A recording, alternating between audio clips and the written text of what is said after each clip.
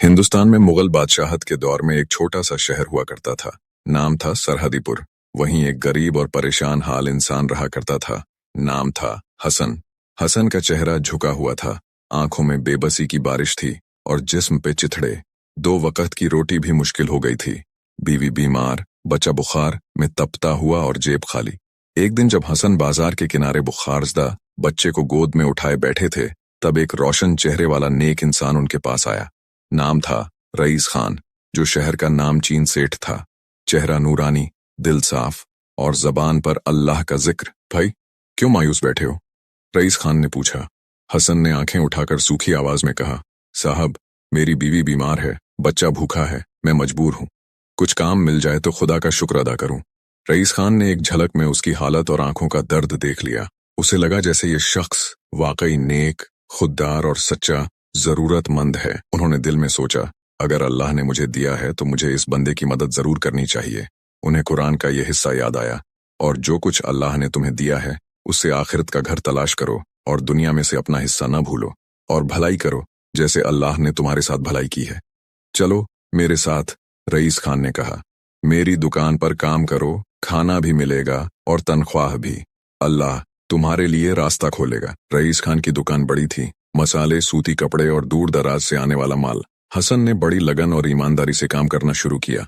Rice Khan ने उसे सब कुछ सिखाया, तौलना, माल खरीदना, गिनती और ग्राहकों से रवैया। दिन ब दिन हसन की हालत सुधरने लगी। बच्चा सेहतमंद हुआ, बीवी की तबीयत संभली और घर में बरकत आने लगी। रईस खान ने उसे बेटे की तरह समझा, मगर वक्त के साथ साथ हसन की आंखों में एक और चमक आने लगी, लालच की चमक। 1 साल बाद हसन दुकान की तमाम जिम्मेदारियां संभालने लगा। रईस खान ने उस पर इतना भरोसा किया कि हफ्तों बाहर रह लेता और सारा हिसाब किताब हसन के हवाले करता। मगर अब हसन के दिल में एक नई सोच पनपने लगी, एक खतरनाक सोच जो इंसान को नेक रास्ते से भटका देती है। वो अपने दिल में सोचता, रईस खान इतना पैसा कमाता है, मैं भी तो दिन रात मेहनत करता हूँ, मगर मुझे मिलता ही क्या है? मुनाफा तो उसी का बढ़ता है। मगर हसन ये भूल गया कि जब वो भूखा, बेबस और बेसहारा था, जब कोई उसे घास भी नहीं डालता था, तब उसी रईस खान ने उसे सहारा दिया था। उसे इज्जत दी थी, रोटी दी थी, काम दिया था और बिना शक के उस पर भरोसा करके अपना कारोबार सौंप दिया था। मगर जब दिल में लालच आ जाए तो इंसान अपना अतीत भी भूल जाता है और उन हाथों को काटने लगता है जो उसे उठाकर चलना सिखाते हैं। अब हसन के इरादे बदल चुके थे। वो चोरी छुपे माल निकालकर अलग से बेचने लगा, मुनाफा अपनी जेब में भरता और ऊपर से नमाजी बनकर सबको धोखा देता। हसन शायद कुरान की आयतों को भूल चुका था, जिसमें अल्लाह ताला फरमाते हैं कि बेशक वह तुम्हें हुक्म देता है कि अमानतें उनके असली हकदारों को वापस करो एक रोज। रईस खान ने कुछ हिसाब देखा तो उसे शक हुआ। तफ्तीश की तो पर्दा उठ गया। चौंकाने वाली बात यह थी कि जिस हसन को रईस खान ने बेटा समझा था, वही अब पीठ पीछे वार कर रहा था। जब रईस खान ने हसन को रंगे हाथों पकड़ा और सवाल किया, तूने मेरा नमक खाकर मुझे को धोखा दिया, खुदा से नहीं डरता? तो हसन ने अपनी नजरें झुकाईं, मगर जुबान पर झूठ के पर्दे डालने की कोशिश की। उसने सफाई दी, मैं हर नमाज अदा करता हूँ सेठ जी, मैं ऐसा गुनाह कैसे कर सकता हूँ? ये कोई मेरे खिलाफ साजिश है। माल कभी कभी गिनती में कमबेश हो जाता है, इसका मतलब ये नहीं कि मैं चोर हूँ। मगर रईस खान के सामने अब सबूत थे, हिसाब की किताबें, गवाह और दुकानदारों की खबरें। उन्हें अब शक नहीं, यकीन हो चुका था। रईस खान ने सख्त आवाज में कहा, हसन, तेरा असली चेहरा आज सामने आ गया। तू अल्लाह का नाम लेकर गुनाह करता है, ये बहुत बड़ा गुनाह है। तू अल्लाह से डर। लोग अक्सर गुनाह करते वक्त अल्लाह का नाम ले लेते हैं या फिर अपने झूठ को साबित करने के लिए कसम खा लेते हैं, लेकिन कुरान मजीद में अल्लाह ताला ने साफ साफ चेतावनी दी है कि जो लोग अल्लाह पर झूठ बोलते हैं उनके लिए दर्दनाक सजा है। रईस खान ने गुस्से में आकर कहा, मैं तुझे सिर्फ दुकान से नहीं निकालूंगा, अब कानून को भी बताए बिना नहीं रहूंगा। तेरे खिलाफ चोरी और गद्दारी की रिपोर्ट लिखवाऊंगा, तू जेल जाएगा। यह सुनकर हसन के चेहरे का रंग उड़ गया। इसी दौरान बाहर से एक कांपती हुई आवाज आई, रुकिए सेठ जी, बस एक बार मेरी बात सुन लीजिए। दरवाजे से अंदर दाखिल हुई हसन की बीवी, मुंह पे आंचल और आंखों से बहते आंसू, जिनका असर किसी को भी नरम कर देता। वो रोती बिलखती रईस खान के कदमों गिर गई और कहने लगी, सेठ जी, हमारे बच्चों का क्या होगा? मैंने अपने शौहर को समझाया था, मगर उसने मेरी एक ना सुनी। आप जैसे बड़े आदमी का दिल तो बड़ा होता है, एक गलती को माफ कर दीजिए, अल्लाह भी तो माफ करता है। रईस खान का दिल भर आया। उसे लगा ये औरत सीधी सादी है, बेचारी अपने बच्चों के लिए गिड़गिड़ा रही है। रईस खान ने गहरी सांस लेकर कहा, मैं तेरे शौहर को माफ नहीं करता, मगर मैं उसे जेल भी नहीं भेजूंगा। अल्लाह की अदालत से कोई नहीं बच सकता। मैं सिर्फ इतना कहता हूँ, जिसने अमानत में खयानत की वो अपनी दुनिया तो बना सकता है मगर आखिरत नहीं बचा सकता। जाओ और अपने गुनाह के साथ जियो। हसन की बीवी जैसे ही वो रईस खान के दरवाजे से बाहर निकली, उसके लहजे में नरमी की जगह नफरत और गुरूर आ गया। देखा, बस कुछ आंसू बहा दिए और सेठ जी का दिल पिघल गया। अब हमें कोई कुछ नहीं कह सकता। हसन, अब तुझे जो करना है खुल कर कर। रईस खान ने उसे दुकान से निकाल दिया, मगर तब तक देर हो चुकी थी। हसन अपने जाल में काफी मुनाफा कमा चुका था। उसने उसी शहर में दूसरी दुकान खोल ली और 2 साल में रईस खान को पीछे छोड़ दिया। अब हसन उस हसरत को जी रहा था जो कभी उसकी आंखों में एक चुपचाप आग की तरह सुलगती थी। दौलत, इज्जत, रईसी। उसके पास हर चीज थी। सोने की अंगूठियां, घोड़े की बग्घी, महंगी पोशाकें और खुद को सदका देने वाला कहने वाले मुंह जबानी नकाब। वो कहता, जो अल्लाह देता है उसी में बांटता हूं। हसन अब बाहरी तौर पर तो बहुत शरीफ और खैरख्वाह दिखता था। चेहरे पर मुस्कान, जबान पर अल्लाह का नाम और हाथ में तस्बीह, मगर अंदर से वो एक चालाक सौदागर बन चुका था जो दूसरों की मजबूरी को अपने मुनाफे का जरिया बना चुका था। हसन की बीवी शमीम बेगम अब ज्यादा तेज और चालाक बन चुकी थी। पहले वो एक गरीब की पत्नी थी, मगर अब वो खुद को नवाबजादी समझती थी। उसकी आंखों में गुरूर था और लबों पर मीठे जहर की मुस्कान। शमीम अकड़कर अक्सर कहती, हमने जो चाहा सब मिल गया, अब किसी के एहसान की जरूरत नहीं। अल्लाह ताला सूरह अल इसरा आयत 37 में फरमाते हैं, और जमीन में अकड़कर मत चलो, बेशक तू न जमीन को फाड़ सकता है और न कद में पहाड़ों को पहुंच सकता है। मगर शमीम और हसन का गुरूर आसमान छू रहा था। अब हालात ये हो गए थे कि वो अपने सास ससुर की भी इज्जत नहीं करती थी, खासकर हसन के बूढ़े अब्बा, जो गरीब तो थे मगर निहायत ही नेक, सच्चे और 5 वक्त के पाबंद नमाजी इंसान थे। वो जब भी शमीम को ताव में देखते तो उसे नरमी से समझाते, बेटी, दौलत अल्लाह की अमानत है, ये सब हमेशा साथ नहीं चलता। क्या इतना पैसा कब्र में भी ले जाओगी? अल्लाह से डरो, नेक बनो, सब्र और शुक्र को मत छोड़ो। मगर शमीम उन्हें जवाब देती तो आंखों में हिकारत और जुबान में तंज होता। अब्बा जान, आप अपने पुराने जमाने के किस्से मत सुनाइए। आपने क्या कमाया जो हमें समझा रहे हैं? आपकी ये फकीरी की बातें हमारे द्वार में नहीं चलती। भाइयों और बहनों, अल्लाह ताला फरमाते हैं कि माँ बाप के साथ अच्छा रवैया करो। अगर उनमें से कोई एक या दोनों बुढ़ापे को पहुंच जाए तो उन्हें उफ तक न कहो और न झिड़को, बल्कि उनसे नरमी और अदब से बात करो। शमीम नसीहतों को ठुकरा देती और अल्लाह का नाम केवल दिखावे के लिए लेती। जब कोई सही बात करता, उसकी आवाज काट देती। हसन ये सब देखता मगर चुप रहता। धीरे धीरे उसका भी दिल शमीम की बातों में लगने लगा था। शैतान का सबसे बड़ा हथियार होती है इंसान की खामोशी। जब वो जुल्म देखे और बोले नहीं। अब हसन और शमीम की मदद भी हिसाब किताब वाली हो गई थी। वो किसी की मदद करते तो पहले ये देखते कि सामने वाला उनके किस काम आ सकता है या नहीं। अगर कोई गरीब, बेसहारा या मजलूम इंसान मदद मांगने आता तो शमीम आंखों में जिल्लत भरकर कहती, हम कोई खैराती संस्था नहीं है, हर किसी को पैसे बांटते फिरें तो खुद क्या बचाएंगे। मगर जब कोई ऊंची हैसियत वाला, रसूखदार या आगे चलकर काम आने वाला शख्स कुछ मांगता तो फौरन थैला खोलकर मदद करते और उसके बाद पूरे शहर में ढिंढोरा पिटवा देते कि हमने फलां की मदद की, हम ही हैं असल नेकी करने वाले। गुरूर वो बीमारी है जो इब्लीस को भी शैतान बना गई थी। एक दिन हसन अपनी सजी धजी बग्घी में गुजरा। रईस खान दुकान के सामने खड़े थे और दिल में सोच रहे थे, जिसने अमानत में खयानत की वो अल्लाह की पकड़ से नहीं बच सकता। रईस खान के ये लफ्ज हवा में खो गए मगर ऊपर आसमान पर लिख दिए गए। हसन का एक छोटा भाई भी था, नाम था तारिक।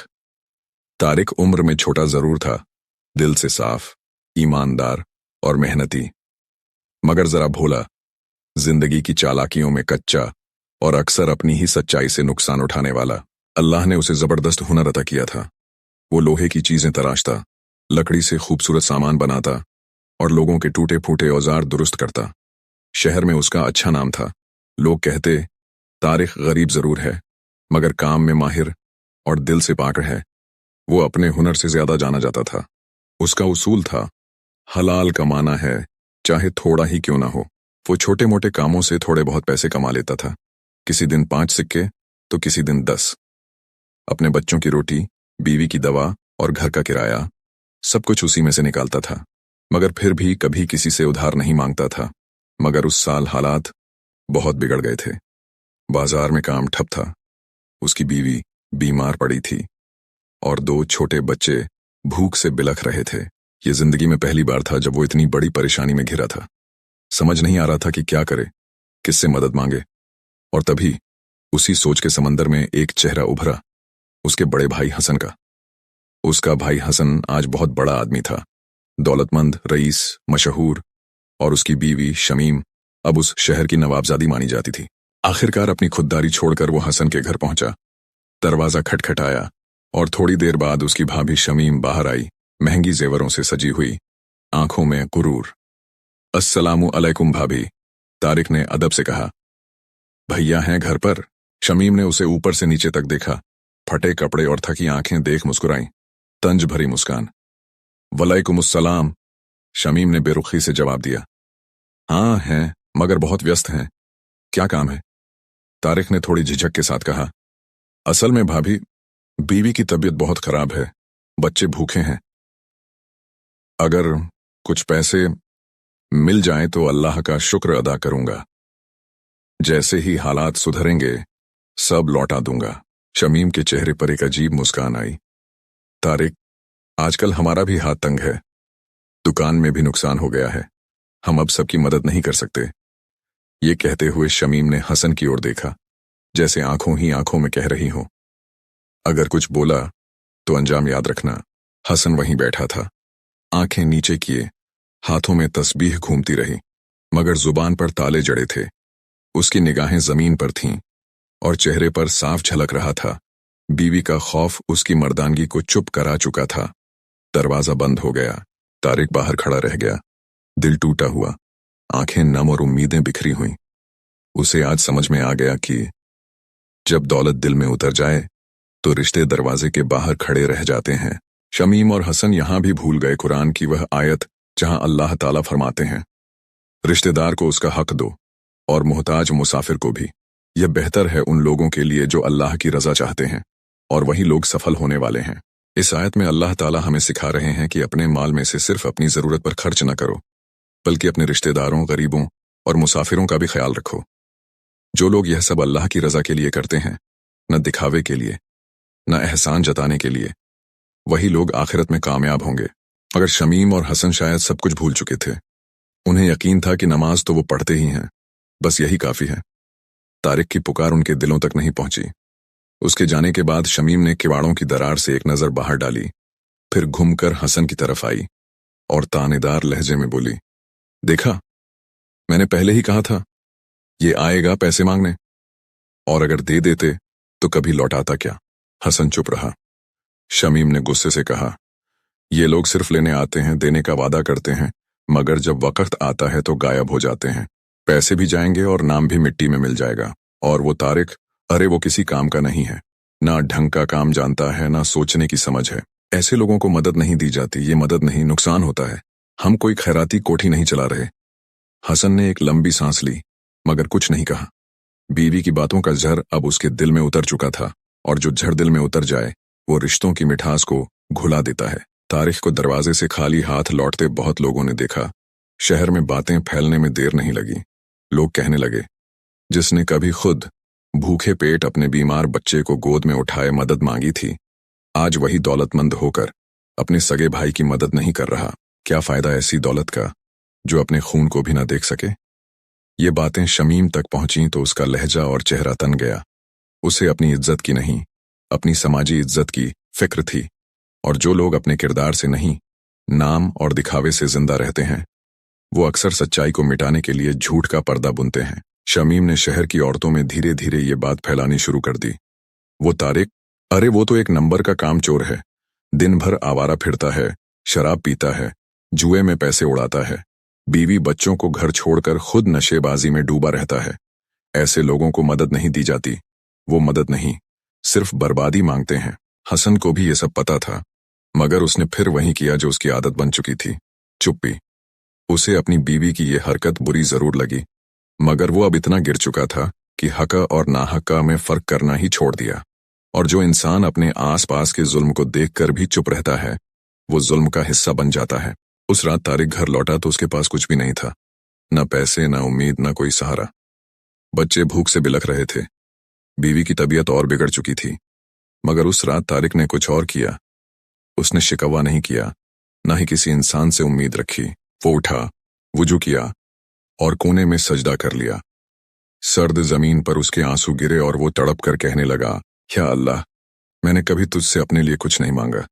मैं हमेशा दूसरों के लिए मांगता रहा, मगर आज मेरे बच्चे भूखे हैं, बीवी बीमार है और मेरा भाई अब मेरे लिए अजनबी बन चुका है। या रब, अब सिर्फ तू ही है मेरा मौला। अगर तूने नहीं सुना तो कौन सुनेगा। उस रात तारिक ने तहज्जुद की नमाज पढ़ी, दिल से दुआ मांगी, बार बार सजदे में गिरा, आंसू बहाए और हर रकात में सिर्फ एक ही इल्तिजा, या अल्लाह, मेरी दुआ का कबूल कर ले, मुझे हलाल का रास्ता दिखा दे, मुझे किसी का मोहताज मत बना। कहते हैं, जब एक बेबस, मजबूर और सच्चे दिल वाला इंसान रात के सन्नाटे में अल्लाह को पुकारता है तो पूरा आसमान उसकी आवाज से कांप उठता है और अल्लाह फरमाता है, तू एक नेक और सच्चा इंसान है। तूने आज तक हमेशा दूसरों के लिए मांगा, अपने लिए कभी कुछ नहीं मांगा, मगर आज तूने पहली बार अपने लिए मांगा है और मैं तुझे वो दूंगा जो तूने कभी सोचा भी नहीं था। भाइयों और बहनों, तहज्जुद की नमाज ये कोई आम नमाज नहीं है। ये वो वक्त है जब पूरी दुनिया सो रही होती है। सोचो, जब सारे दरवाजे बंद हों तब एक दरवाजा खुला रहता है, अल्लाह का दरवाजा।